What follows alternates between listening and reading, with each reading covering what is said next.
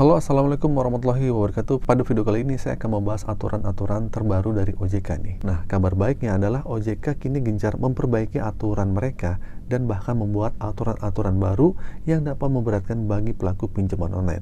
Nah, pelaku pinjaman online merujuk kepada individu atau perusahaan di balik aplikasi pinjaman online yang sering Anda lihat dan kalian gunakan. Nah, salah satu perubahan yang cukup mencolok adalah penghapusan DC lapangan dari pinjaman online. Ini bukan hanya sekedar wacana ya.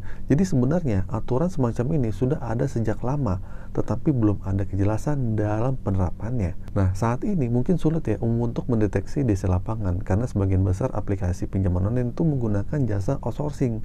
Dengan menggunakan jasa outsourcing ini, aplikasi pinjaman online tersebut tidak memiliki karyawan yang berperan sebagai field collection atau desa lapangan. Biasanya juga ketika kalian melihat lowongan pekerjaan dari debt collector, nah kalian kan akan diarahkan ke lembaga outsourcing ya, meskipun proses rekrutmennya melibatkan aplikasi dari pinjaman online tersebut.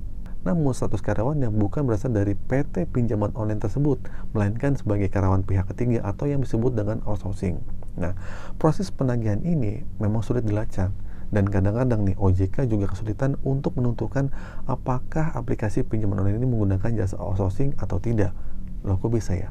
Ini disebabkan oleh kurangnya bukti yang jelas terkait penggunaan outsourcing oleh aplikasi pinjaman online tersebut. Namun, dalam situasi seperti ini, kita jelas dapat menyimpulkan ya bahwa pihak pinjaman online seharusnya tidak diperbolehkan untuk melakukan atau meminta bantuan dari DC atau debt collector pihak dari outsourcing.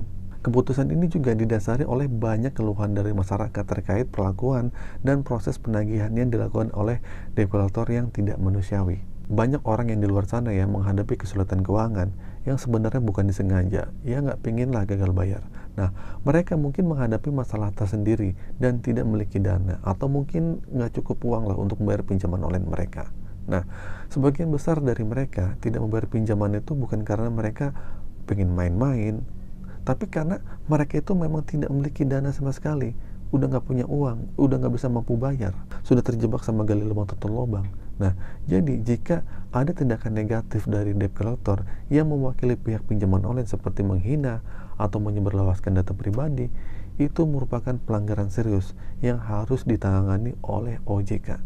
Harapan kita ya semuanya adalah semua ini bisa mengubah dan memperbaiki sistem penguasaan dan penagihan yang saat ini sedang terjadi. Namun, kita harus menyadari ya, bahwa perubahan ini mungkin tidak akan terjadi dengan cepat. Ya, mengingat juga pengaruh uang dalam perusahaan besar atau perusahaan pinjaman online yang lebih besar memiliki sumber daya, hukum, atau negosiasi yang lebih kuat dibanding dengan perusahaan kecil dalam industri ini. Semoga dengan ketatnya penerapan aturan ini dan dengan segera diresmikan peraturan tersebut, maka status debt collector atau DC yang mendatangi rumah kalian akan dianggap sebagai melanggar hukum dan kalian dapat melaporkan mereka ke pihak berwenang. Ini termasuk tindakan pidana ya, karena tindakan mereka adalah mengganggu kalian. Padahal secara hukum, keberadaan DC dari aplikasi pinjaman online tidak diatur dalam undang-undang dan sudah dilarang oleh OJK. Ini adalah tindakan ilegal yang dapat diambil tindakannya lebih lanjut jika mereka datang ke rumah Anda dan merendahkan martabat kalian dengan cara menagih hutang dengan cara yang tidak pantas. Itulah sebabnya penting bagi kita untuk semua pihak untuk mengetahui literasi hukum dan memahami aturan-aturan OJK. Nah, dengan begitu nih, kalian tidak akan takut saat menghadapi debt collector di lapangan dari pinjaman online.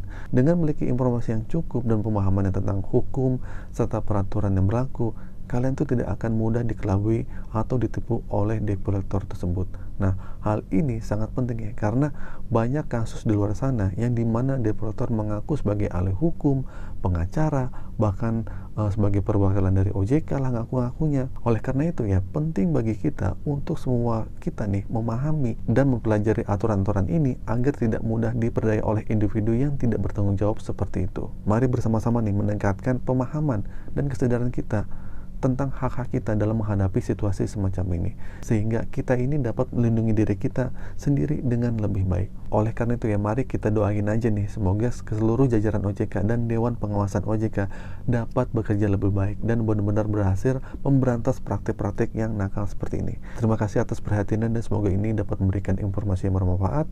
Akhir kata dari saya, Assalamualaikum warahmatullahi wabarakatuh.